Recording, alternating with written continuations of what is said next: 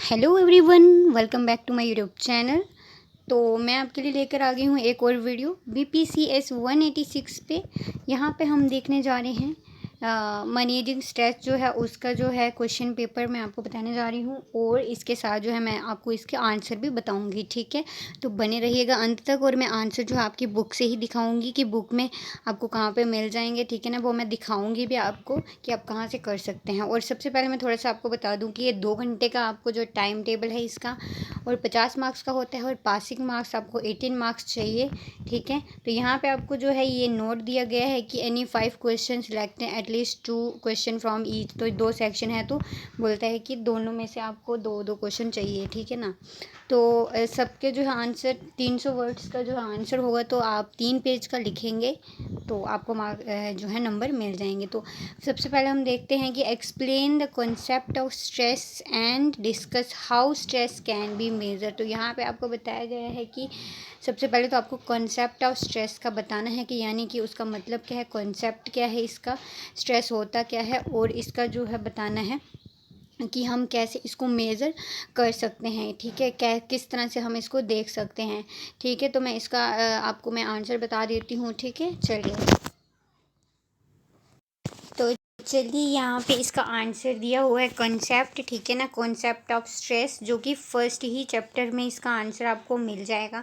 तो यहाँ पे आप देख लेंगे। ठीक है ना, तो यहाँ पे इसका थोड़ा सा मीनिंग अगर मैं आपको बता दूँ, तो यहाँ पे जो है इसका मतलब ये वर्ड निकला है स्ट्रेंजर से, और इसका जो मतलब होता है टू ड्रा टाइट, यानी कि जो तनाव है वो, मतलब जैसे किसी चीज़ को ना खींचना, मतलब टाइट यानी कि ज़ोर से कसकर खींचना। ठीक है, तो इसका मतलब ये होता है।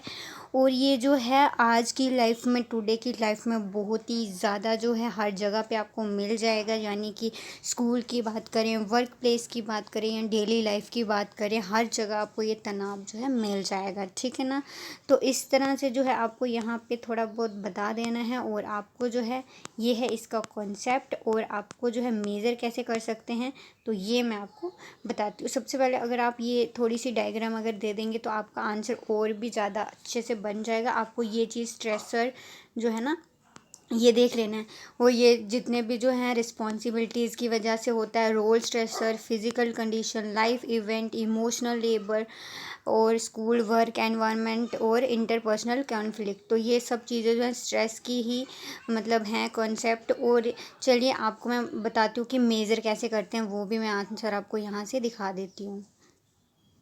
यहाँ पे देख सकते हैं कि मेज़र हम इसको जो है फिजियोलॉजिकल मेजर जो होता है, यानी कि फ़िज़िकल हिसाब से हम देख सकते हैं।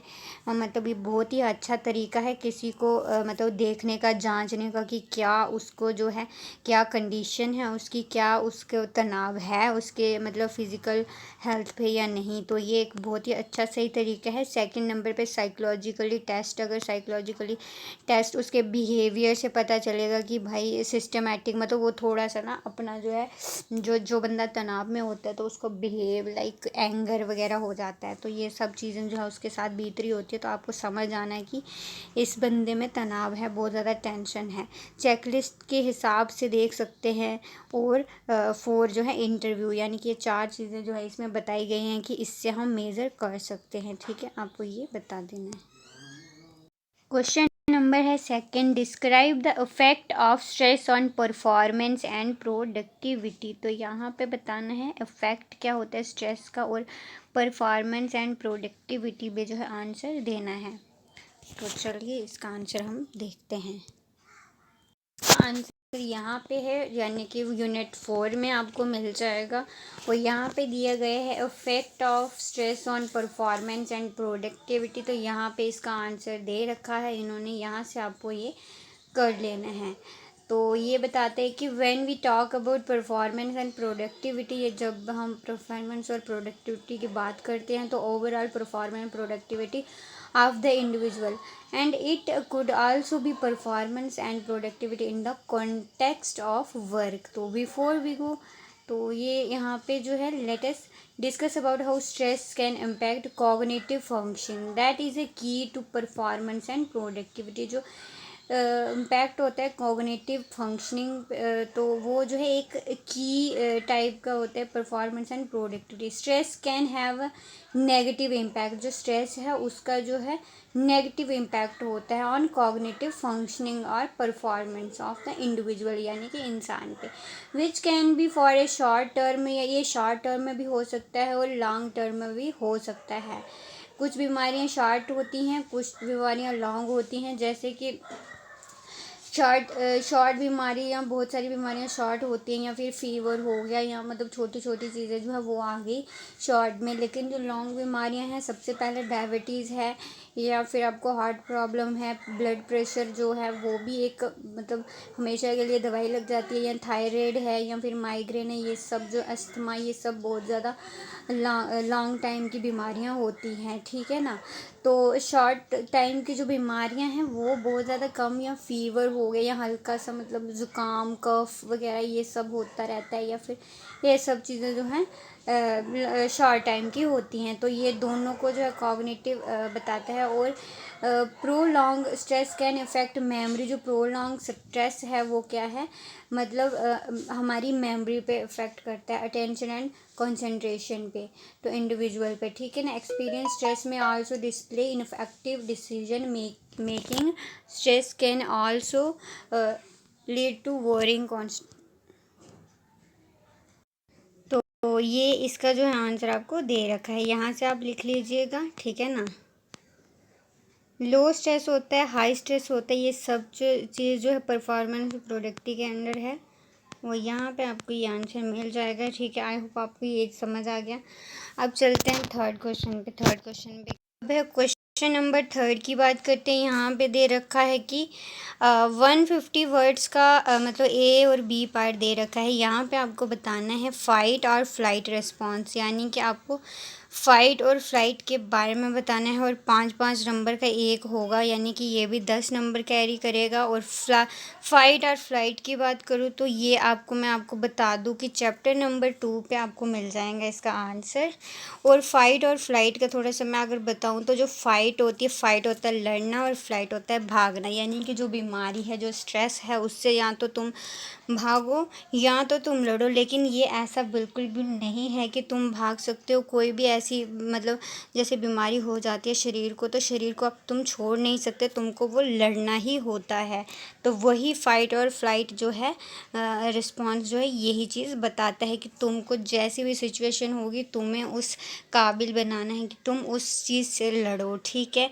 मॉडरेटर ऑफ स्ट्रेस, यानी कि मॉडरेटर ऑफ स्ट्रेस जो है वो भी मैं आपको आंसर दिखा देती हूँ, ठीक है।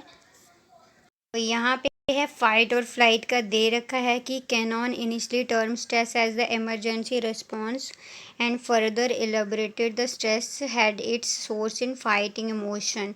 तो कैनॉन जो बताते हैं वो उनके हिसाब से जो है कि वो बताते हैं कि कैनॉन मतलब stress is an outcome of N environmental demand, ये कि एनवायरमेंटल डिमांड से आता है। और that was external and let and that led to an imbalance in the natural state of an individual, ठीक है ना।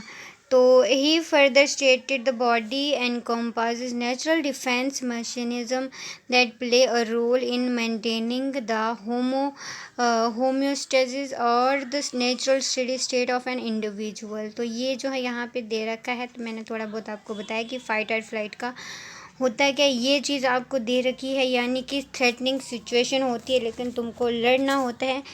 थ्रेटनिंग सिचुएशन है, हाइपोथैलेमस है, तो सिंपैथेटिक नर्वस सिस्टम और एंडोक्राइन सिस्टम, एड्रेनल ग्लैंड और पिट्यूटरी ग्लैंड। तो ये सब चीज़ें हैं जो एड्रेनल ग्लैंड है वो रिलीज़ करता है, मतलब ये increase pulse rate, blood pressure, rapid breathing. और जो पिट्यूटरी ग्लैंड है वो करता है कॉर्टिसोलाइड रिलीज और लीड करता है energy increase and swelling task place और इज़ इनहेबिटेड। तो ये जहाँ से देख लेना है और आपको मार्क्स मिल जाएगा। अब मैं नेक्स्ट की बात करती हूँ। इसका आंसर दे रखा है मॉडरेटर ऑफ स्ट्रेस, यानी कि 3.3 में, यानी कि यूनिट थर्ड है, यानी कि ब्लॉक 1 और यूनिट थर्ड में से आपको ये आंसर मिलेगा।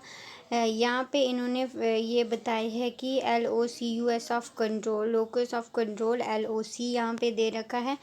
तो इसको जो है लाइन ऑफ कंट्रोल मत समझ जाना यहाँ पे इसका जो है लोकस ऑफ कंट्रोल दे रखा है। तो locus of control is a concept that was proposed by Rotter in 1958, यानी कि 1954 में इन्होंने दिया था, और can be explain as the belief system, तो propose by the an individual with regard to whether the outcome of his या her action से आता है, contributed his her on action और to event object people outside, मतलब his her control, ठीक है ना। This individual could either have an internal control orientation और एन एक्सटर्नल कंट्रोल ओरिएंटेशन। तो relationship has been seen between LOC and stress, and it was found that individual with internal locus of control delaying better physical and psychological well-being, or individual with internal locus of control perceive stressful situation as a challenge and not as a threat, and thus are in a position to deal with stress in a better way। और hardness का बताया है, social support का बताया है, optimism and पेसिज्म बताया है, gender and culture, ये सब मॉडरेटर हैं इसके। तो ये आपको पॉइंट्स में देख लेना है, और आपको जो है आंसर आपको सिर्फ पॉइंट्स याद करने हैं, यानी कि लोकस ऑफ कंट्रोल यहाँ से आपको LOC यानी कि आप यहाँ से लर्न कर सकते हो, फिर इसका हार्डीनेस से लर्न कर सकते हो, social support, hardiness, social support, optimism and pessimism, और जेंडर एंड कल्चर। तो ये चीज़ें मॉडरेटर हैं। हमें मिल गया थर्ड क्वेश्चन का भी आंसर। अब देखेंगे फोर्थ क्वेश्चन। क्वेश्चन नंबर है 4, बता रहा है कि डिफाइन कोपिंग, यानी कि कोपिंग क्या होता है, और describe it's nature and goal. Describe करने हैं इसका नेचर और गोल। कोपिंग मैं बता दूं आपको, कोपिंग होता क्या है। कोपिंग का मतलब होता है कि जो स्ट्रेस है उससे बाहर निकलना, उस चैलेंज को एक्सेप्ट करके उन चीज़ों से, जो कोपिंग होता है मतलब स्ट्रेस से बाहर निकलना, यानी कि उसके बहुत सारी चीज़ें हैं कि हम जिससे निकल सकते हैं। सबका अलग अलग तरीका होता है कोपिंग का। यानी कि फॉर एग्ज़ाम्पल किसी को जो है, मान लो मतलब कोई टेंशन में है, तो उसका मन शांत होता है म्यूज़िक से, यानी कि वो म्यूज़िक सुनता है, उसका अपना हैबिट है कि उससे उसकी टेंशन फ्री होती है। कुछ लोग जो है बैड चीज़ों की तरफ चले जाते हैं, किसी का जो है मान लो ड्रिंक करके उसका मन शांत होता है, या फिर कोई स्मोकिंग की तरफ चला जाता है। ये गलत चीज़ है, बट अपना अपना तरीका होता है कोपिंग करने का। हेल्दी और अनहेल्दी ये डिपेंड करता है कोपिंग पे, ठीक है ना। तो हमें ट्राई करना चाहिए कि हम हेल्दी ही कोपिंग करें, क्योंकि अनहेल्दी से और ही दिक्कत होगी, शरीर में बॉडी पार्ट्स में दिक्कत होगी। तो ये सब देखना ज़रूरी है। तो डिस्क्राइब इट्स नेचर एंड गोल, जो है इसके नेचर और गोल बताना है। चलिए हम कोपिंग पे चले जाते हैं। आंसर भी वहाँ पे दिखा दूँगी, क्योंकि यहाँ पे थोड़ा बहुत आपको मैंने ये बताया। ये आंसर हमारा नेचर ऑफ कोपिंग, ठीक है।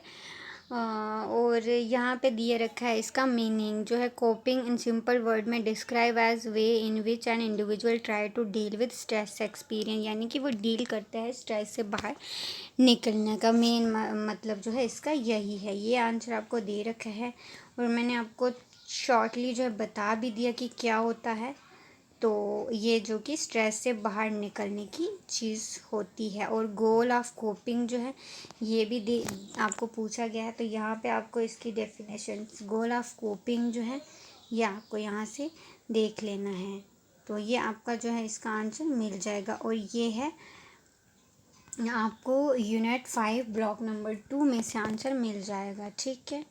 चलिए देखते हैं नेक्स्ट क्वेश्चन नंबर है 5th। यहाँ पे भी सेक्शन 2 यहाँ पे दे रखा है, right short note on the following in about 150 words. तो यहाँ पे emotion focus and problem focus coping की बात कर रहा है, और टाइप ऑफ पर्सनैलिटी की बात कर रहा है। तो यहाँ पे जो है आपको बताना है इमोशन फोकस और प्रॉब्लम फोकस, यानी कि दोनों जो है बताने हैं। 5-5 मार्क्स का है। चलिए हम ये इसका आंसर देखते हैं। टाइप और पर्सनैलिटी यहाँ पे दे रखा है, यूनिट नंबर 3 है ये, और यहाँ पे आपको दे रखा है इसका आंसर, ठीक है ना। तो यहाँ पे जो है ये बताया है कि describe personality, person enduring set of habit of thinking, यानी कि उसकी थिंकिंग, फीलिंग एंड एक्टिंग बताता है। Personality trait can be said to determine not only the way an individual react to stress but also how she will cope with the stressful situation. ये depend करता है, सबका अलग अलग stress जो होता है और अलग अलग तरीका होता है उसको कोप करने का। तो ये अपनी अपनी थिंकिंग होती है, मैंने आपको वही बताया, अपना अपना तरीका होता है कोपिंग करने का, ठीक है। तो ये आपको यहाँ पे बता रखा है। टाइप है पर्सनैलिटी, इसके अंदर status, insecurity, urgency of time होता है, और हाइपर अग्रेसिवनेस होती है, फ्री फ्लोटिंग हॉस्टिलिटी होती है, और ड्राइव टूवर्ड सेल्फ डिस्ट्रक्शन होता है। तो ये इसका आंसर यहाँ पे टाइप ऑफ पर्सनैलिटी का है, ठीक है। नेक्स्ट जो है दूसरा उसका ही emotion focus coping and problem focus coping का यहाँ पे दे रखा है। तो आई होप हमारा आंसर यही है, मतलब हमें क्वेश्चन क्या पूछा है पहले देखते हैं। क्वेश्चन हमें पूछा गया है कि emotion focus coping and problem focus coping, तो यहाँ पे दे रखा है इसका आंसर, ठीक है। 2 टाइप्स की ये, और यहाँ पे इसका आंसर आपको दे रखा है, तो आपको यहाँ से कर लेना है, ठीक है। तो ये भी मैंने आपको दिखा दिया, आप अच्छे से यहाँ पे देख लीजिए, आपके पास बुक अवेलेबल है अगर तो आप यहाँ पे कर लीजिए, या फिर बुक अवेलेबल नहीं है गूगल वहाँ पे जाइए, मतलब गूगल पे सर्च कीजिए और वहाँ पे मटेरियल आपको मिल जाएगा, ठीक है। बात करते हैं नेक्स्ट क्वेश्चन, देखते हैं। नेक्स्ट क्वेश्चन है describe relaxation technique of stress management, यानी कि आपको रिलैक्सेशन टेक्निक देखनी है स्ट्रेस मैनेजमेंट की। रिलैक्स मतलब स्ट्रेस को कम करना, रिलैक्स फील करवाना, और ये सब चीज़ें आपको देखनी है। चलो आप बात देखते हैं इसका आंसर। तो यहाँ पे दे रखा है इसका आंसर रिलैक्सेशन टेक्निक। तो ये यहाँ पे बताता है कि physiological change take place in the individual who experience stress. तो these could range from rapid breathing to increase heartbeat and pulse rate, tightening of muscles and so on. तो relaxation की वजह से effective use specially to reduce the muscle tension experience by the individual undergoing stress. Relaxation technique भी help not only in relieving बल्कि stress, but they also help in dealing with anxiety से भी जो help करती है better, बहुत ज़्यादा जो हेल्प करती है, एनजाइटी से भी करती है। स्लीपिंग के बात करें, ब्लड प्रेशर की बात करें, या फिर हेडेक होती है, माइग्रेन जो है बहुत ज़्यादा पेन होती है, तो मतलब सर में पेन होती है, तो ये सब कुछ जो हेल्प करता है रिलैक्सेशन, ठीक है ना। तो यहाँ पे वन सच रिलैक्सेशन टेक्निक जो है जैकोब्सन, तो प्रोग्रेसिव मसल रिलैक्सेशन यहाँ पे होता है, और this technique involve deep musical relaxation, ये होता है म्यूज़िक रिलैक्सेशन। मैं पहले ही बताया कि ये सब जो है कोपिंग करने का अपना अपना तरीका होता है, ठीक है ना, ये रिलैक्स करवाने का। तो ये the main assumption of that technique is that relaxation and tension can not occur and the same time. तो mainly because both are a result of two different autonomic nervous system, that is sympathetic and parasympathetic to nervous system, and these system cannot be active at the same time as they reciprocally inhabit each other, ठीक है। तो यहाँ पे आपको इसका answer दे रखा है, ठीक है, यही आपसे पूछा गया था और हमें जो है इसका आंसर ले लिया। क्वेश्चन नंबर है explain cognitive restructuring using ABCDE technique and provide a suitable example. Question number 7 है, इसका आंसर हम देखते हैं। इसका जो है यहाँ पे इसका आंसर ये दे रखा है ABCDE टेक्निक। एक्टिवेटिंग इवेंट यानी कि बिलीफ, रैशनल और irrational, consequences, emotional, behavioural, emotional, behavioural, disputing, detecting, discriminating, debating और effect. In this context, the ABCD technique of rational emotion behavior therapy that was proposed by Albert Ellis can be discussed. The ABCD technique has been given in figure. ये diagram देख लेनी है. As can be seen in figure, where is the activating event A that is perceived based on a belief B which can be rational or irrational. This is turn will have consequences in both emotional and behavior. If a belief is irrational, it can be disputed. D, which include detecting that the belief is irrational, discriminating यानी कि D से होता है discriminating अगर करता है तो इसकी वजह से भी होता है. और rational belief that can debating in this order to develop a rational belief. Lastly, there is a effect that is a nothing but effect of disputing the irrational belief. तो ये इसका आंसर है. एग्जाम्पल यहाँ पे भी दे रखी है, तो यहाँ पे इसका ये आंसर हो जाता है. बात करते हैं नेक्स्ट क्वेश्चन. अब है हमारा लास्ट क्वेश्चन, 8th क्वेश्चन. ठीक है. Explain how effective communication can play a role in enhancing interpersonal skill. यानी कि यहाँ पे बता रहा है कि जो कम्युनिकेशन हमारा स्किल है, बात करने का तरीका है, वो कैसे रोल प्ले करता है हमारे इंटरपर्सनल स्किल. तो ये आपको आंसर देना है. चलिए बात करते हैं आंसर. हमारा आंसर है यहाँ पे इफ़ेक्टिव कम्युनिकेशन, यानी कि one of the most important aspect of interpersonal skill. यानी कि एक बहुत ही इम्पॉर्टेंट एस्पेक्ट है इंटरपर्सनल स्किल का, डेवलपिंग इफ़ेक्टिव कम्युनिकेशन. तो द वर्ड कम्युनिकेशन जो है ड्राइव हुआ है लैटिन टर्म यानी कम्युनिस, मीनिंग है common sharing. Communication can be described as a process that is continuous in nature and involve give and take of information. Information लेना यानी कि एक मतलब कि अपनी राय किसी को बताना और उससे लेना, ये एक स्किल होती है. इंफॉर्मेशन बात करने का एक तरीका है.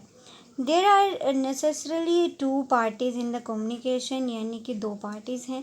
Process who have the ability to convey the information as well as an listen. Feedback is an integral part of effective communication, यानी कि फीडबैक जो है वह इंटीग्रल पार्ट है इफेक्टिव कम्युनिकेशन का. Message that is a communicate can be verbal, तो एक तो रिटर्न की तरफ से होता है और एक मैसेज लिखने की रिटर्न की तरफ से और बोलने की तरफ से वर्बल की तरफ से होता है. दो टाइप्स के होता है, एक्टिव लिसनिंग और ये एक्टिव है और ओपन टू फीडबैक. तो ये सब जो यहाँ पे दे रखा है.